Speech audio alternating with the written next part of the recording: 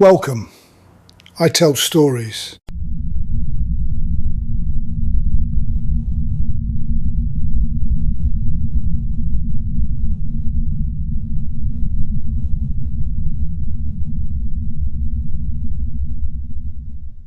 For a moment, look at the stones of Penryn Castle. They rise out of the North Wales landscape, not like a home, but like a threat. Built between 1822 and 1837, its massive neo-Norman turrets and suffocatingly grand plasterwork were designed by architect Thomas Hopper in order to project an image of ancient and immovable authority.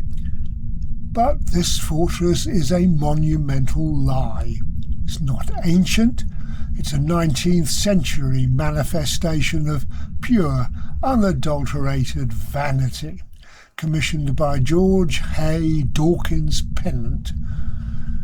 To walk through its cold, cavernous halls is to walk through a monument erected to the glory of the British aristocracy and to capitalism. But if these hand-carved stone walls could bleed, they would run red with a horror that spans oceans. The immense fortune required to build this monstrosity didn't come from aristocratic virtue or noble heritage. It was squeezed, drop by drop, from the broken bodies of human beings.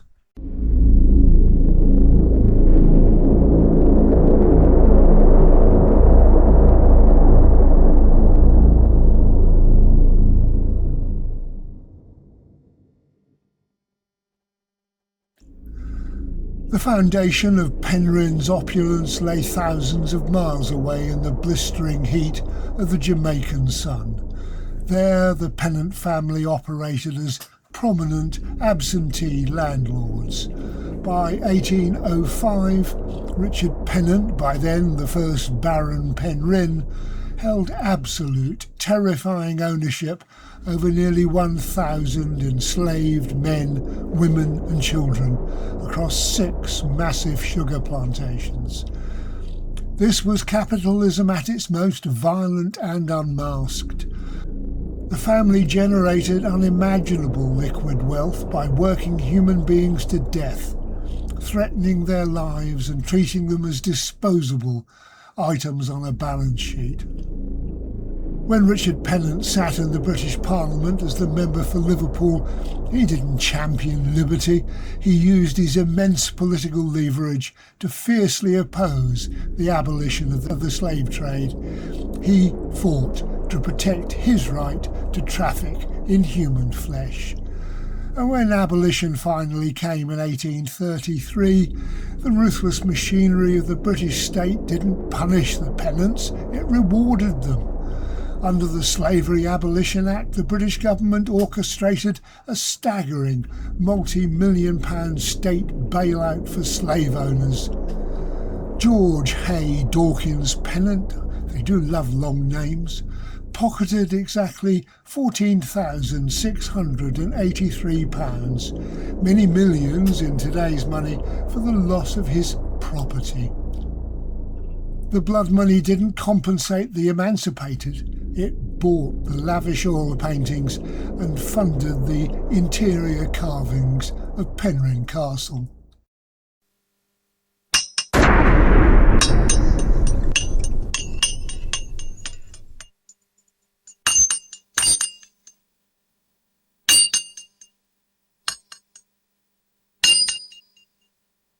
With their Caribbean slave fortunes securely secured, the family turned their rapacious gaze inward towards the mountains of Wales. They consolidated and industrialised the North Wales Slate sector, turning the Penryn quarry into the largest open-cast slate mine on Earth. The plantation model had been simply imported home. For generations, the Pennant family subjected local Welsh workers to an authoritarian, near-feudal system of total control. Men risked their lives on treacherous Slate galleries for poverty wages, sometimes forced to accept company tokens, spendable only at company-owned stores. The family controlled their homes, their schools and their chapels. They banned the Welsh language in the workplace. And when the workers finally stood up for their basic human dignity, the aristocracy showed its true ruthless teeth. During the Great Strike of 1900 to 1903, the longest industrial dispute in British history, George Hay Dawkins-Pennant weaponised starvation. For 3 bitter years, he refused to recognise the union, broke communities and forced thousands of starving families to flee North Wales forever. To the super-rich, a worker was not a neighbour, they were merely fuel to be consumed.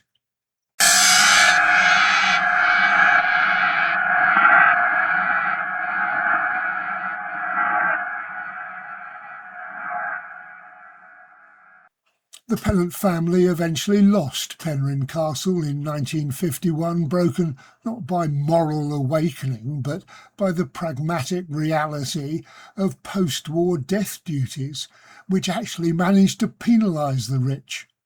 Yet, while their specific empire had crumbled into the hands of the National Trust, the soul of their philosophy is alive and well. Look around us today, the 19th century British aristocracy has been replaced by the international tech billionaire, the hedge fund magnate and the oligarch. The faces have changed, but the ruthless blueprint remains identical.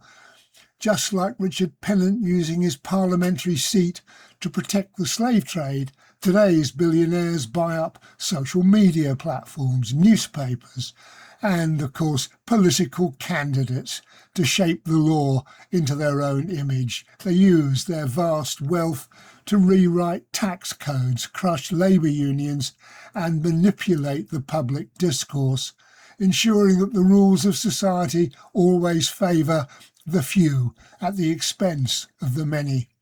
We see it in the modern fulfilment centres where workers are tracked by algorithms, denied bathroom breaks and paid wages that barely cover rent, while their employers, of course, blast themselves into orbit on private rockets. It's the same old story, immense, staggering wealth built directly on the systematic exploitation of working people.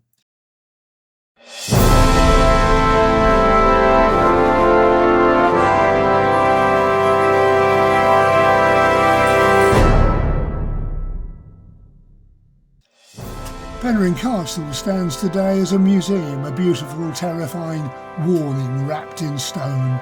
It reminds us that when wealth accumulates to an unnatural scale, it almost always requires the stripping away of another human being's dignity.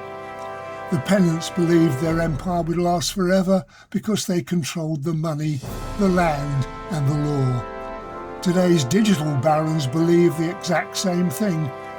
But history remembers, and we look at the legacy of Penrhyn. We must look at our modern world too with open eyes, because the struggle against the ruthless greed of the super-rich did not end in the sugar fields of Jamaica or the slate quarries of Bethesda. It's happening right now.